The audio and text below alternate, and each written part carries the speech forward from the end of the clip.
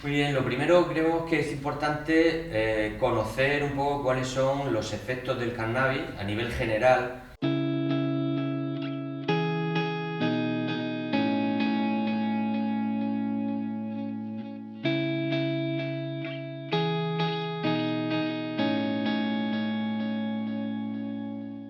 Entre los cuales van a destacar fundamentalmente dos, el THC y el CBD. Aunque también hay muchos más, está el CBG. Bien, ¿qué significa esto? THC es tetrahidrocannabinol, CBD es cannabidiol, CBG cannabigerol, etcétera, etcétera. Nos vamos a centrar sobre todo en el THC. El THC es el elemento psicoactivo.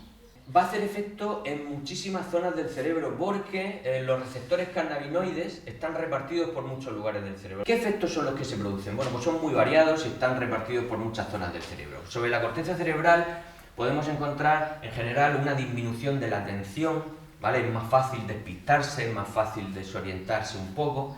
Deteriora la memoria, es decir, la memoria va a ser más complicado que retenga lo aprendido, va a ser más complicado también evocar aquello que teníamos retenido. El pensamiento se produce con mayor lentitud, ¿vale? Hay como una especie de torpeza a la hora de pensar. Distorsionan en algunos casos los sentidos y puede ser incluso que en algunas personas, y esto es importante, todo esto que estamos diciendo aquí no ocurre de la misma manera en todas las personas, ¿vale? Hay una gran variedad de condicionantes personales, hay muchísima diversidad. Hay personas que les puede pasar esto, que no, que sí, algunas más, algunos menos, ¿vale? Estamos hablando un poco en general. Hay personas que son muy sensibles al cannabis y pueden producirle incluso paranoias o incluso alucinaciones, también dependiendo de la dosis que ha tomado, de la costumbre que tenga de tomarla. Puede haber distorsiones de la realidad, puede ser que haya personas que vean los colores diferentes, los espacios un poquito diferentes. Hay incluso personas que pueden escuchar ruidos, sonidos, que le pueden parecer voces, o pensar que hay voces que están lejanas que les pueden estar hablando a ellos mismos, bien, todo este tipo de paranoias. Hay también una manía persecutoria, van detrás mía, me persiguen, alguien va detrás mía, alguien está conspirando contra mí, todo el mundo me está mirando. Son ese tipo de paranoias bastante recurrentes que nos suelen comentar muchos consumidores, ¿no? Pues en el hipotálamo lo que ocurre normalmente es un aumento de la sensación de apetito, ¿vale? Aquí es donde puede verse, bueno, pues esa ingesta de alimentos después de consumir cannabis, pues bueno, pues le apetece un dulce, le apetece salado. Luego viene el tallo cerebral, puede producir taquicardia, puede producir somnolencia, puede producir baja tensión, puede producir la dilatación de las arterias provocada por esta baja tensión, lo cual ocurre al final lo de los ojos rojos, característico de los fumadores de cannabis, y luego deja muchas veces una sensación de cansancio y falta de energía, que es lo que hace que estas personas tengan como un bajón después de consumir. El hipocampo, la parte de la memoria es una de las cosas que quizás se vea más perjudicada con el consumo de cannabis. A largo plazo también muchos consumidores lo reconocen, que tienen muchas lagunas de memoria, tienen fallos de memoria, bastante frecuentes. Esto puede repercutir en su trabajo, puede repercutir en su vida cotidiana. El cerebelo, la parte de la coordinación motora, también hay una disminución de la coordinación motora. Esto, a todo lo que sean actividades de coordinación pueden verse reducidas, una de las cuales puede ser la conducción, ya que se necesita mucha coordinación. El tema de la amígdala, cuando se pone en funcionamiento la amígdala quizás sea como el botón del pánico. Cuando la amígdala se altera, pues puede producir ataques de pánico, episodios de miedo, crisis de ansiedad, etcétera, etcétera, ¿no? Luego tenemos ahí la dificultad de la eliminación, es liposoluble, esto se queda bastante retenido en los tejidos grasos del cerebro, quizás sea la droga que más tiempo se retiene en el organismo, y esto puede hacer que haya una acumulación. El estar muy en contacto con esta droga, lo que va a pasar es que al final, a largo plazo, va a tener un efecto justo contrario a lo que al principio se quería, ¿vale? Y es, por ejemplo, los episodios de tristeza. Es decir, estas personas tienen una tendencia a estar más tristes. Hay personas también que después de un consumo de cannabis empiezan a tener problemas de sueño. También ocurre que estas personas empiezan a tener un comportamiento de más desconfianza en las personas. Esto puede provenir perfectamente de lo que era la paranoia.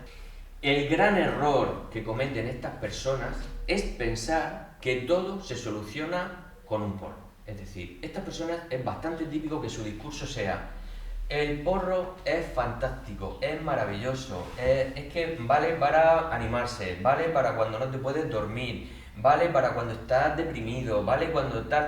Porque piensan que el porro es la solución a todos sus problemas. Ese es el gran error, porque quizá, si lo piensas un poquito más, a lo mejor el porro no es la solución de todos tus problemas, sino que a lo mejor es parte de la causa de tus problemas. Y hay ciertas personas, por mala suerte, por genética, por predisposición, pueden tener brotes psicóticos y pueden tener incluso una enfermedad terrible que es la esquizofrenia.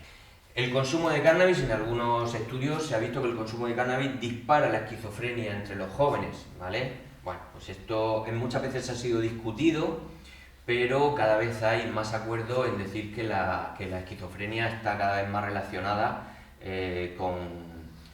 con el consumo de cannabis, o muchos consumos de cannabis dan lugar a veces a problemas psicóticos. ¿Y por qué entre los jóvenes?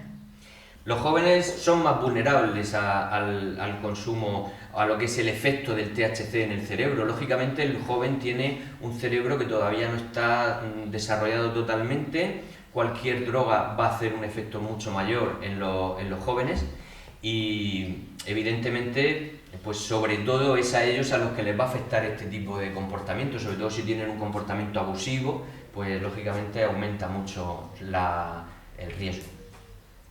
Si nos fijamos, hace 50 años un porro podía tener entre 5 y 30 miligramos de THC y ahora podemos ver, si se analizan, que tiene entre 150 y 300 miligramos de THC. ¿Cómo es posible o cómo explicamos ese gran aumento de cantidad de THC en tan solo 50 años? Bueno, hay que tener en cuenta el fin económico que hay detrás de toda esta producción que ahora se hace de forma masiva, de forma intensiva, con una selección artificial de las semillas, de aquellas semillas que más cantidad de THC tienen, selección de las plantas que están produciendo esas semillas y cultivos intensivos en los que está controlada la temperatura, la luz artificial en la que se maximizan las horas de luz de la planta, control de la humedad, control de abono, máxima floración o maximización de la floración. ¿Con qué fin? Dos fines, siempre económicos. Aumento de la cantidad de producción, mayor peso, mayor beneficio, y aumento de la cantidad de THC. El que se lucra del negocio de la marihuana busca plantas adictivas y con gran cantidad de peso. Cuanto más pesen, más beneficio, cuanta más adicción, más clientes. Vamos a comentar algunos de los mitos más extendidos de la marihuana. El primero de ellos es que al ser natural es buena. Sí, es natural, proviene de la naturaleza. No hay productos que sean más naturales que otros, tenemos productos naturales y productos artificiales. La marihuana es natural, proviene de la naturaleza, es verdad, pero eso no siempre que provenga de una planta de la naturaleza significa o es sinónimo de que sea buena. Productos que son buenos o útiles para el ser humano, siempre estamos hablando desde el punto de vista del ser humano. Y luego tenemos productos que sí, provienen de la naturaleza, pero son perjudiciales para la salud del ser humano. De forma tóxica, de forma venenosa. Manzanita de la muerte son productos que son venenosos para el ser humano o tóxicos. En grandes cantidades pueden producir la muerte. Son naturales, sí, pero no por ello son beneficiosos para el ser humano. Otro de los mitos más extendidos es que el tabaco es más perjudicial que la marihuana. Vamos a hablar de los 4 compuestos más importantes y los vamos a comparar.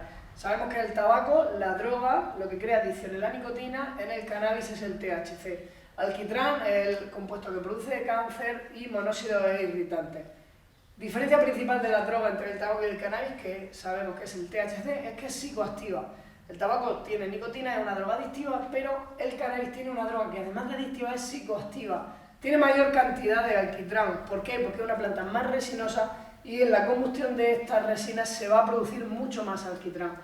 Más probabilidad de padecer cáncer. El cannabis es broncodilatador, por lo tanto estarán entrando mayor cantidad de todos los compuestos perjudiciales, por lo tanto es más tóxico. Otro de los mitos más extendidos es que el cannabis en sí mismo es medicinal.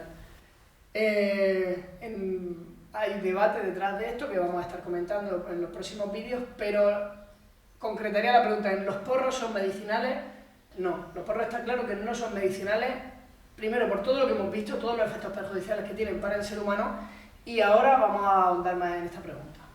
Es cierto que del cannabis se extraen dos componentes que la planta contiene, THC y CBD, y con esto se están creando medicamentos. Los medicamentos se venden en farmacias y en los compuestos que hemos estado hablando, THC y CBD, se están utilizando para crear medicamentos. Un medicamento no es lo mismo que un porro y un medicamento está recetado para unas enfermedades muy concretas. Es distinto a un porro. Ejemplos de medicamentos tenemos el Sativex, que tiene una cantidad de 2,7 miligramos de THC y 2,5 miligramos de CBD. Son medicamentos que se han demostrado útiles para enfermedades muy concretas. Esclerosis múltiple, dolores de ciertos cánceres, estimulan el apetito en los enfermos de SIDA y alivian náuseas en algunas quimioterapias. ¿Por qué la sociedad piensa que la marihuana es medicinal, que los porros son medicinales? Pues hay una pequeña confusión que viene dada por noticias como esta. Estudio confirma que la marihuana es segura y eficaz para la epilepsia infantil severa. Esta noticia está manipulada, está utilizando un medicamento que se utiliza para la epilepsia infantil severa, pero el titular nos está creando confusión.